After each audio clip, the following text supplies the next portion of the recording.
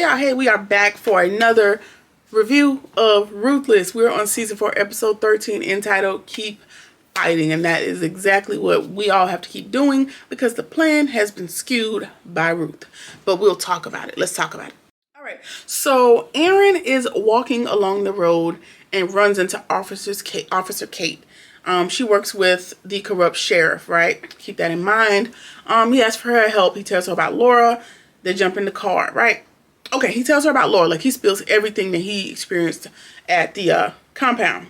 Tells her everything. They jump in the car, right? Her radio's not working out there, so she has to jump on her cell phone. And Aaron just wants to keep moving. And I'm glad. Because I think I said in the last review, y'all standing around idle too much. Y'all need to put some distance between y'all. Keep moving. Because you don't know if Peter's behind you or not. Either way, he wants to keep moving. And Officer Kate wants to sit in the car and do all this back briefing and asking a bunch of questions. Ma'am, get me out of here. Anyway, they want to keep moving. Aaron sees a car passing and he gets spooked. And he has a bit of a breakdown seeing that car. Either way, Officer Kate calls the sheriff. Mind you, the sheriff is on the Rakadushis. He's on the payroll with the highest, and so this is probably the worst idea she could have had. Either way, Officer Kate calls the sheriff and tells him that they found Aaron. Aaron gets on the phone with the sheriff, and he wants all the information. And it's the wrong damn person that we need to be trusting right now. However, they're not aware of that. Because Aaron does ask her, hey, you about to call the sheriff. Can we trust him? She's like, yeah, he's an absolute upstanding citizen. So it appears that he has maintained this upstanding, trustworthy person citizenship. He's maintained that, and that is what everybody believes. And so, she believes him to be a good person. Now, the FBI is on his trail, and the FBI has a tail on him, which should give you some inclination, because, if the FBI gets involved, they already got the evidence on you, but we're in small town Georgia, so maybe she's unaware. Whatever. Anyway, Kate asks him, hey, so, Aaron gives him all the information or whatever. He gets back on the phone with Kate, and Kate asks him, do I need to call the FBI people and tell them? And he says, no, I'll call them. But what I want you to do is take him to a hunting lodge that's about 30 minutes out of town. And, I'll have them meet you. I'll have the FBI people to meet you to pick him up. And so she trusts what he says, and so that's where they're going to head. Fatal move. Very fatal move, but we'll talk about it by the end of the episode. Peter finally shows up for River, and he tells River, like, hey, Aaron got away, but I came back for you. Because remember, he's under the assumption that River it's just loves him, right? So he got to come back for his man. And he wants to go also do what he can to go stop Aaron. He has a getaway car hidden in the woods, and so he came back to get his boys so they can either head out or go get Aaron. And Peter says that, River says, I can't go. I'm sorry. And Peter doesn't understand why he can't leave. And he's just insisting, like, I can't leave with you. He can't tell that man he want to get a part of this $3 million. But he's like, listen. And so Peter's like, listen, I have to go. If they find out that I lost Aaron, I'm dead meat. Like, I got to go. We need to leave. And Peter is sitting here begging River to leave with him. And he realizes, like, River you were just playing me. You were just playing me. I was just a pawn in your scheme to escape. And I don't like that. I don't appreciate that. And then Peter, knocks his block off, punches him, and vows to remember this in the future. And I'm sure this is going to come back at some point that River has crossed Peter, because Peter is not going to let him forget that you played on my top and you played with my emotions. So you've lost an ally, unfortunately. And now that you're not leaving tonight, you're going to have to depend on somebody again at some point. And that's unfortunate for you. Joan also never left. She was hiding somewhere in the bushes, and she jumps out. She heard everything. And now she don't give a damn about realizing that Peter is his secret lover. What she does worry about is, hey, we need to head out in the morning, because once they realize that Aaron is gone, they know that the FBI is probably going to come back, and it's all hell's going to break loose yet again. So we need to go tell Ruth, and we need to figure out what the hell we need to do. All right, so the two guardsmen find Peter out by the car. The same two that were talking to Manny that have their own separate plan, right? And they tell him, hey, I'm not going to shoot you. Matter of fact, we're here to help you. And they tell him the truck has a tracker on it. You need to, you know, tap into this tracker, take one of the 4-wheelers, and you need to go find him.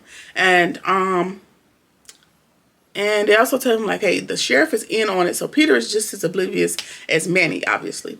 And they tell him, like, hey, the sheriff is in on it with us. So if he goes to the sheriff's station, he might be willing to, you know, hand him back to you so we can get back on here so that we can pretend we never lost. So you can pretend you never lost him.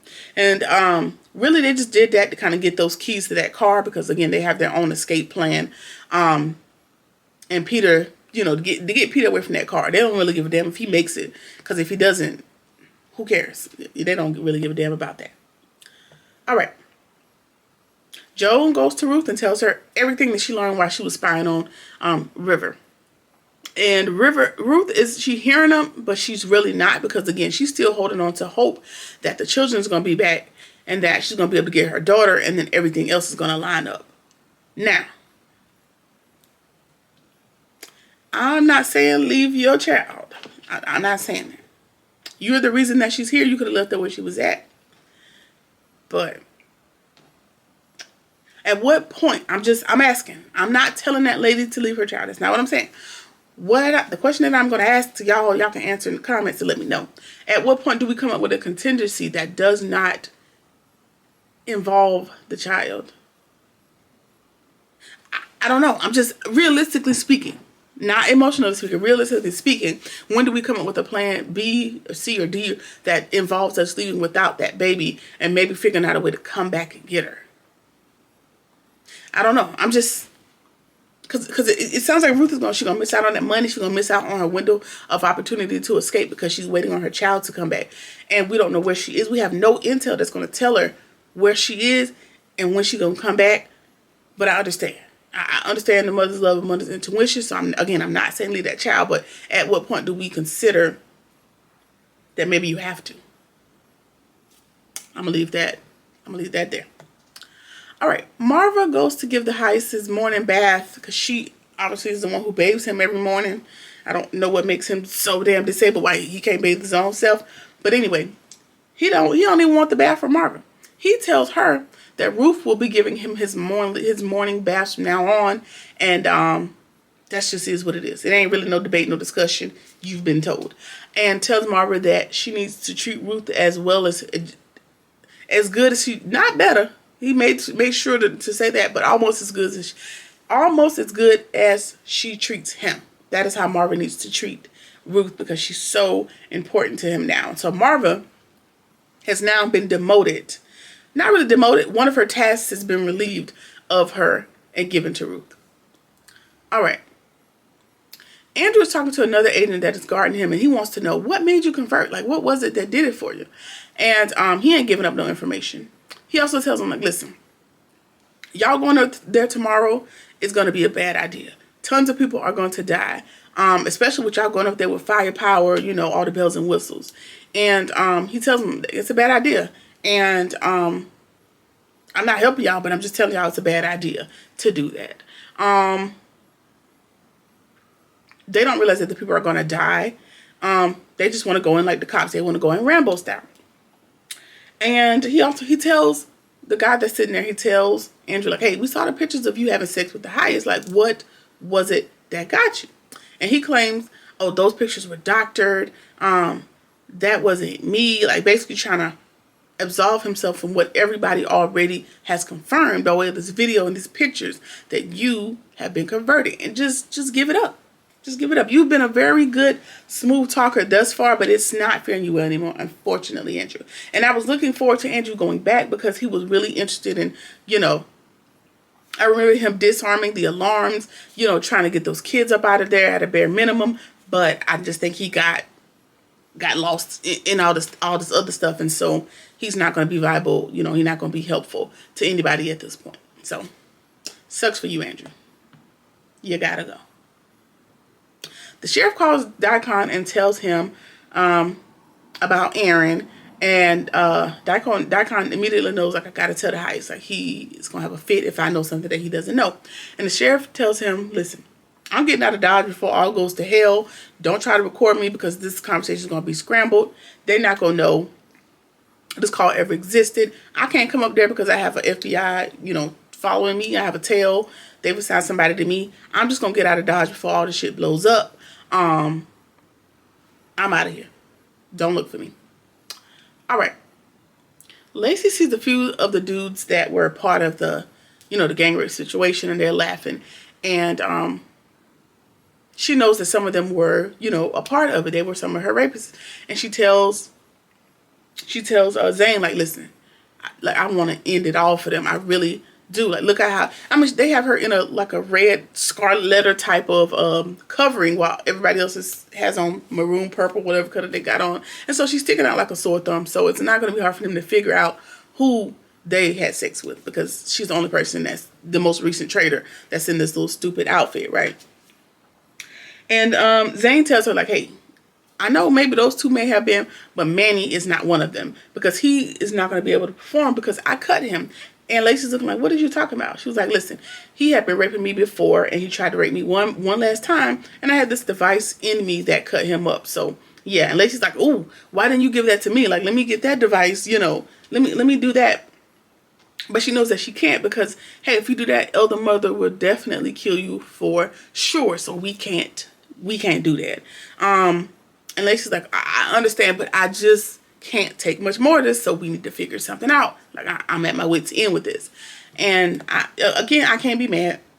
I can't. She's been through a whole lot, and I'm not mad at her.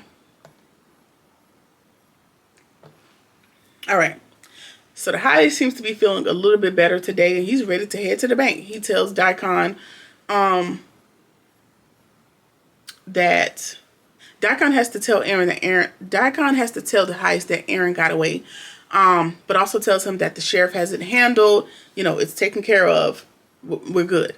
He also has to tell him that the FBI has caught up with Andrew. Not that he turned himself in or went to them. They literally had to track him down and catch him. And the Heist realizes, like, okay, things are starting to fall apart, and it's time to get this money and move to another city, state, country, whatever it is. He's been on the run for tons of years. He knows that, shit's getting thick and it's time to move.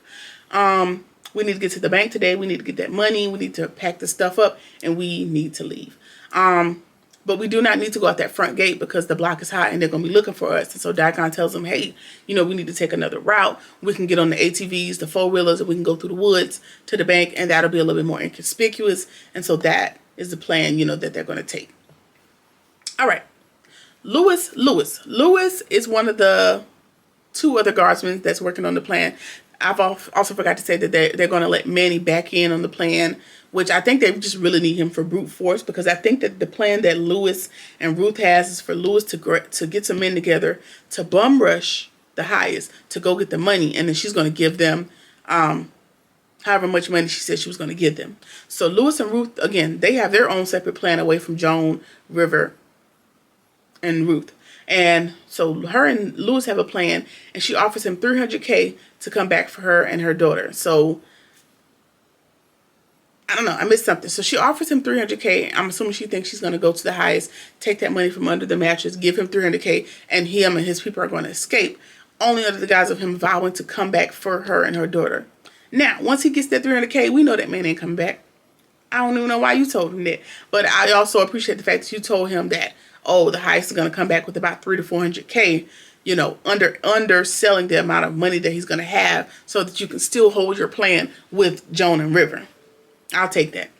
All right, so she is lowballing the amount that's going to be coming back from the bank. Lewis is supposed to get some men together, and like I said, I don't know. I think they're supposed to run in and rob the Highest, or however that's supposed to go. But they're supposed to be able to get away, and then he's going to come back for her later. And she says she'll have the money for him. She's going to have the $300K for him when she comes back from giving the Highest his bath that morning. So I guess Ruth is trying to get this particular plan moving today, which is going to get. So this is what I'm thinking, like Ruth. I'm thinking like Ruth right now. She's going to help Lewis and his people get away from the back, from the background, right? And then they're going to get away. If they don't, she had nothing to do with it, right? If they do, they're out there, and he's going to come back for her once she gets her daughter. So again, Ruth is smart. She got about 3-4 different plans going on, and hell, I'm not mad about it. All right. Mac. So Mac is an FBI agent that Andrew was reporting to that is also on the same payroll as the sheriff. So the sheriff and Mac are on the Heist's payroll. Mac is the FBI agent that shows up to retrieve Aaron from Officer Kate, not Henson and Chase or whatever his name is. Forgot. Not those two, because the sheriff never called him. So we're to assume that the sheriff called him Mac, because again, they're all working for the heist. He shows up at the 30-minute place to pick up Aaron to take him to the precinct, right? Absolutely not. He's escorting Aaron to the car, and as soon as Deputy Kate turns around, he shoots her in the back of her head, like execution style, and throws Aaron in the trunk. So now we are to presume that Mac is going to take Aaron back to the camp. And that's not going to fare well for anybody, unfortunately. And so that is how we end episode 13. Mac is still active. And I don't know why y'all don't have a trail on Mac when y'all have one on the sheriff. Or if the other FBI agents don't realize that Mac has a role in it, because Mac has sold Andrew up the river and said that Mac has been converted, knowing his ass can, I mean, not Mac, saying that Andrew has been converted, knowing that he's also been converted, but, well, not really converted, he's on the payroll, he's just trying to get his money, but whatever, that is how we end episode 13, whole lot going on, whole lot of moving parts, but, you know, I'm here for the ride. Let me know what y'all think about the episode. Am I missing something? Let's talk about it in the comments. Like, comment, share, subscribe, or whatever it is that you feel like doing. And I'll see you on the next one. Peace.